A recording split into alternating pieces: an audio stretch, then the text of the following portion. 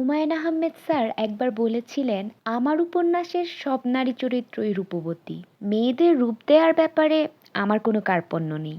শুধু রূপ না, চরিত্রদের আরেকটা জিনিস দিতেও তিনি কার্পণ্য করতেন না। তা হলো ভালো হাতের রান্না। বাঙালি ঘরোয়া খাবারগুলোই হুমায়ূন আহমেদের চরিত্রদের রান্নার গুণে খেতে হয় অসাধারণ। আর যাদের রান্না একটু আনাড়ি ধরনের, তারা পরম যত্নে প্লেটে খাবার তুলে দিয়ে খাবারের স্বাদের ঘাটতি পূরণ করে দেয়। নীলগঞ্জের নলিনীবাবু থেকে শুরু করে লিলি, জামাল, হামিদ এরা সবাই ভালো রাঁধুনি। আর লাবুশের বাবুর্চি হাদিসের কথা তো বাদই দিলাম। হাদিসের হাতের রান্না নাকি পাচক হাজারির হাতের রান্নার চেয়েও ভালো। আমাদের সুধাকান্ত বাবুও এমনই একজন। কোনো এক মফস্বলের চিরকুমার অঙ্কের শিক্ষক, কোনো এক কাজে এক ইউনিভার্সিটির প্রফেসর সেই মফস্বলে যান এবং ঘটনাচক্রে সুধাকান্ত বাবুর অতিথি হয়ে যান।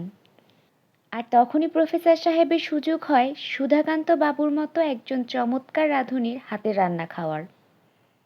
পাঁচফোড়ন দেয়া কোনো একটা সবজির ভাজি, যাতে সামান্য টকটক স্বাদ, ডালের বড়ি আর বেগুন দিয়ে ডিমের তরকারি, মুগের ডাল, আর ডাল থেকে আসছিল অপূর্ব ঘিয়ের গন্ধ। সুধাকান্ত বাবুর আয়োজন ছিল সামান্য, কিন্তু হাতের রান্না ছিল চমৎকার।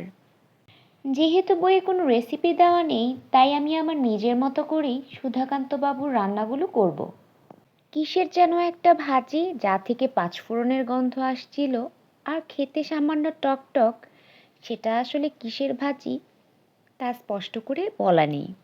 আমার এক বন্ধু, যে মিসির আলির প্রায় সব বই পড়ে ফেলেছে, তার ধারণা সেটা ছিল আগের দিনের করা কোনো একটা কিছুর ভাজি, তাই তাতে নতুন করে পাঁচফোড়ন দেওয়া হয়েছে।